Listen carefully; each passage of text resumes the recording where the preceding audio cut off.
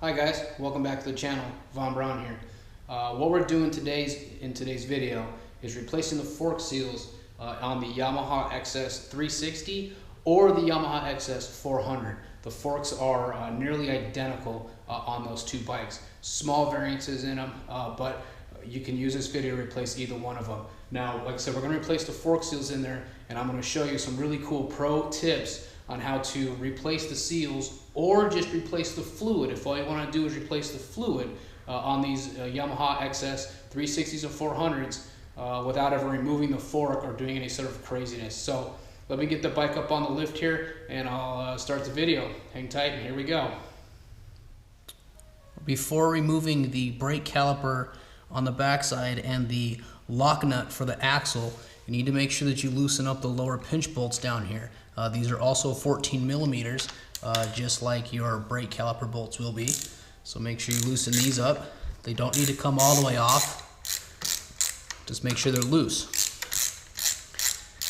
Now at the same time that you're over here, go ahead and take a Phillips head screwdriver and loosen your Phillips head screw right here and capture the fork fluid that comes out with your wife's perfect Tupperware.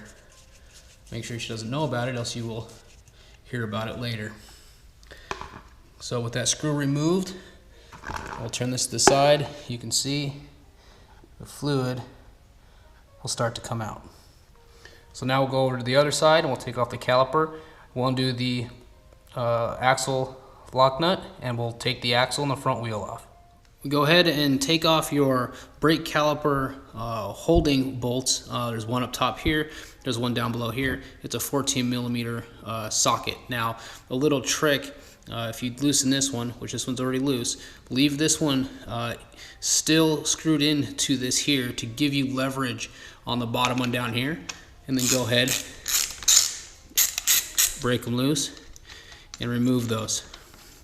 Now once you have the bolts loose and out of the way for the brake caliper itself, undo the bottom, undo the top. You can move the caliper out of the way and then go ahead and take a 22 millimeter socket, loosen up the axle bolt on the bottom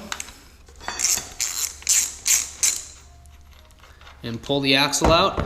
That will give you the ability to pull the front wheel. So we'll go ahead and we'll get the axle out and we'll pull the front wheel. Now that you've got the axle out and the front wheel is completely off the bike, go ahead and remove the bottom cap that holds the axle on. Now the reason that I just loosen these when I remove the axle is if you remove this cap, it ends up putting a lot of stress on the axle on this side of the front wheel, because this cap will come off and the axle on this side will actually drop down. So now you're putting all the weight of the wheel on this part of the axle. So that's why I only loosen this up and then take the axle out. Now, once you have the axle out and the bottom cap is off, you need to loosen up the 6 millimeter socket head that's in the bottom of the fork. It's up underneath here. Here's a little trick. Because the wheel is off, if you try to take a 6 mil and put it in there, all this is going to do is spin back and forth. Get yourself a long screwdriver, stick it down between the holes of the forks, like so. Turn your forks all the way to the lock position to the right. Take your 6 millimeter, stick it up on the inside, like so, and turn. That screwdriver will lock this from spinning, and since it's turned all the way that direction, it's going to keep the whole thing pretty strong and structured. Go ahead and remove that bolt, and we'll go on to the next one. Okay, once you've drained all the fluid out of your forks, or out of your fork here, and you've removed your 6 millimeter bottom bolt that's down below here, and you've removed that bolt out of there, and you drained all the fluid out, all you have to do now is grab hold of your fork lower, maybe give it a little bit of wiggle, and slide it right off. Now, make sure that your damper rod and everything will obviously stay here, and try to keep this piece attached. This piece will come off if you pull on it, which is fine. It's designed to come off, but just leave it on there and you'll be okay. Now let's go ahead and go over to the bench. We'll take this old seal out and we'll install the new seal. So I know I said after we pulled off the fork slider that I was going to take it over to the bench over there, but I'm going to do this on the ground here. It's a little bit easier to do. So what we need to do is we need to get out the little retainer clip that is up on the inside here. You guys can see it up inside of there, and it's actually really easy. If you just take a pick or a flat braided screwdriver, put your finger over the hole and get it behind the little lip there, and just pop it out. It'll come right out, and you can drop it off to the side there. Now, as far as getting the old seal out, the best trick that I know, you get a really big flat bladed screwdriver, and you want to stick it on the back side of the fork seal. I'm going to come around this side so it makes it a little easier. Stick it on the back side of the seal and pry it out. If you have a hard, flat surface, it tends to be a little bit better. So there you go. So then you can go ahead and you can pry the old seal out. Once the old seal is pried out, make sure that you don't lose the seal spacer or cap cover, whatever they want to call it in the Yamaha world. We just call it a seal spacer in most motorcycle lingo, if you will. Just kind of clean that off. Clean off the inside here real quick. I know I'm off camera and I do apologize. I'm just kind of wiping it out with a clean rag. Now, take the new seal that you have, go ahead and take some fresh suspension fluid, put it on the outside of the seal. I see a lot of guys put it on the inside lip. Don't do that. The whole reason of the seal is to seal off the fluid from coming out. If you put it on the inside lip, you're creating a wet seal, a wet gasket. Don't do that. Put lube on the outside of it. It'll help it seal back in. Go ahead and take your new seal. Don't forget your spacer. I'll drop that in. By the way, the spacer, real quick, is it's got a rounded edge on it, and it curves in on the inside. So make sure you put the rounded edge on the back side. Rounded edge drops in like that. There you go. Take your new seal, put it in here like this. Now you can use a seal driver, a piece of PVC. I just use a US made 32 millimeter socket. It's big enough to fit on the outside. You guys can see that there. It's on the outside lip of the seal. It doesn't push on the inside. Take a little dead blow mallet. We'll just tap it into place until it seats. What you want to do once it seats, just kind of look around the rim there and make sure that it's seated all the way down properly, which this one is.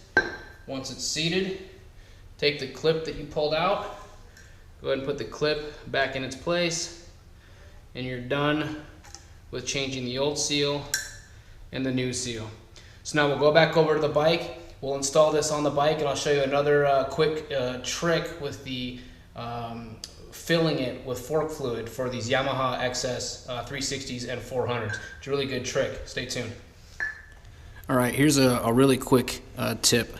This is the damper rod bolt that goes up through the bottom of the fork lower and bolts onto the damper rod and holds everything together. Now, they have these little copper crush washers on them. Okay, now, key note on that is a crush washer, which means when this is put on there originally and you tighten this bolt up in there, this copper washer will actually deform or crush and take up any sort of deformity in there that's going to help seal and possibly stop any leak that may come out from the fork fluid.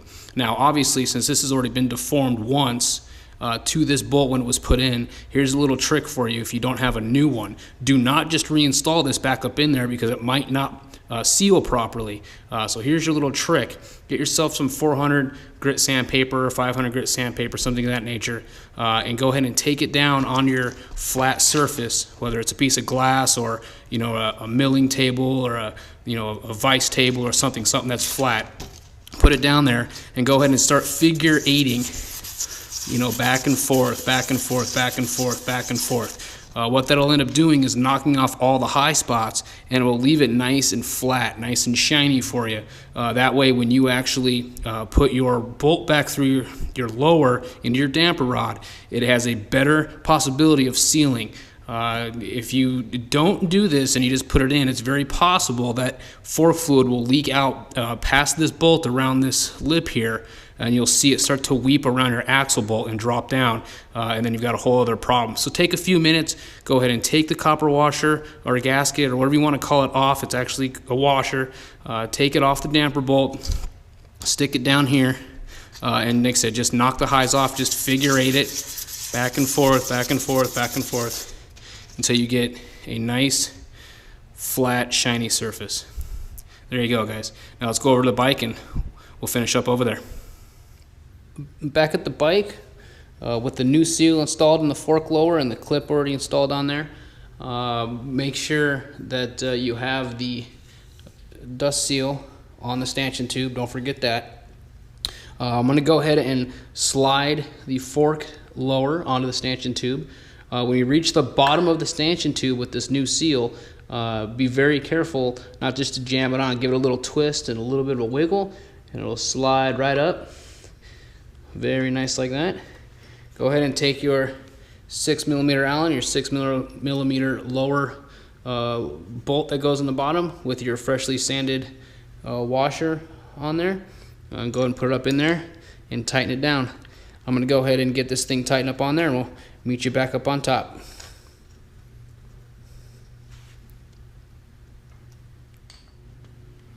All right, so we have the lower fork leg on and bolted up from the bottom up there. So here's the trick for filling these XS 360s and 400s with fork fluid. Now if you notice, the fork is still in the trees. It's still in the lower, it's still in the upper. I have not removed this at all to replace the fork seal in this thing. Now you can do this to replace the fork seal, and you can do this trick to replace the fork fluid in here. Do not remove this. You can follow these quick little tips here, and I'll show you what to do. So I'm gonna have my son here hold this camera real quick and kind of show you a couple of tricks. Now, loosen up the upper bolts on the upper trees up here. You don't have to take them completely off. You just want to loosen them up. That's going to take the pressure off the top of the fork stanchion, off the top of the tube. If you don't do this, it's going to be a little more of a little tricky. So just take off the tension, right? Just loosen it up. Now that that's loosened, go ahead and remove the top fork cap that's in there, and you'll see that there's a plunger that's in here and there's a circlip that's in there. That circlip that's back in this groove is holding all this together. It's holding the plunger and the fork spring in there. So while it is in the motorcycle, that's the big ticket right there. It's still in the bike. You want to get all your tools ready, because apparently they're not. I don't have any of my tools ready. There we go. You want to get yourself something long to push down with, not a flat. So this is a long, I think number 3 Phillips and a set of circlip pliers. Now some of these bikes don't use a pair of circlip pliers. They actually have a snap ring on the inside, so just got to look and see which one's which. Once you have it loosened up, go ahead and push down that plunger that's in there. Take your snap ring pliers, pull the snap ring out. Plunger comes off, goes flying into only knows where. I'm not really sure what. That's a spacer of some sort that was thrown in there. So once you push the plunger down, you pull the plunger and the circlip out, you have access to the spring that's down inside of here. Go ahead and take the spring, go ahead and pull the spring on out. Now since you've already drained all the fluid out of the bike prior, out of the bottom hole down here, now all you have to do is fill it up with a proper amount of fluid, put the spring back in, put the plunger back on, put the snap clip back in, and you've just done everything that you need to do for changing the fork fluid or replacing fork fluid on the XS 360 and XS 400s without ever removing the fork. So there's a quick pro tip for you. You don't have to remove the fork to do it. Just follow these steps. So I'm going to fill this thing up and we'll get some fluid. I'll be right back, and we'll proceed with what's going on. Make sure when you work on any sort of bike that you have the factory manual laying around or at your disposal, or go online and find the recommended specifications for it. So for this bike is the Yamaha 360. This book does the 250, the 360, and the 400. What we're looking for here, the front fork fluid amounts. So quantity per leg right there, you can see the XS 400 and all other models right below it. The XS 400 takes 130 cc's. The all other models is 142. The all other models is what we use there because we're working on the XS 360. So that's what I'm going to do here. I'm going to go ahead and put in our red line fork fluid into the fork leg up top there. I then will install the fork spring itself. I then will put the plunger and circlip back on, and obviously make sure that you put your dust cap on the bottom of your fork once you're all said and done there also. So I'm gonna put all this back together and then I'll come back and we'll finish up this video. Okay, so we're on this side of the bike now, which is the left side of the bike. It's got the brake caliper on it. Now, I just slid the axle through. Remember, the bottom spindle cap on the other fork leg over there is still loose. So here's what you want to do. You want to take your washer, your axle nut, put it in there, put it on the axle. Okay. You just want to snug it up. That's going to be a 22 millimeter. You don't want to tighten this down right now. You just want to pull it through. That's all you're doing. You're just pulling it through until you get some good, just get a tension on it, right? We're not pushing down a torque on it. We're just got a good tension. Once you have that down here, you can go to the other side and you can tighten up those 14 millimeter spindle cap bolts. Those cap bolts, the torque on them anyways is 14 foot-pounds. Like I said, it's a 14 millimeter. So 14 foot-pounds on that cap bolt back there. Once you have those tightened down and torqued down to 14 foot-pounds, you can come over here and you can tighten down your axle nut to 76 foot-pounds. Once you have that done there, you then can put your front brake caliper back on. These are your 14 millimeter bolts that hold your front brake caliper on. And these 14 millimeter bolts, the torque value on these is 25 foot-pounds. So you'll want to torque these down to 25 foot-pounds. And this little 10 millimeter one here for the line goes up on your fork up here, and that one there is 10 foot-pounds. So I'm going to get all this torque together, put it all back together, if you will, and we'll come to a conclusion on the video. Alright guys, so we're all done with the project here. We replaced the fork seals in this Yamaha XS 360. I hope you guys learned a lot and got a couple cool little tricks there that I showed you. Make sure before you send the bike off, either you're going to ride it or somebody's going to ride it, make sure you double check all your torques, you make sure everything's nice and tight, and make sure you do a quick little test ride on it. I hope you guys learned a couple of cool things for you. Leave some comments, go ahead and subscribe, thumbs up, hell, even thumbs down if you don't like the video. At least I know you're watching the videos. Until next time, guys, this is Von Braun saying, see you later.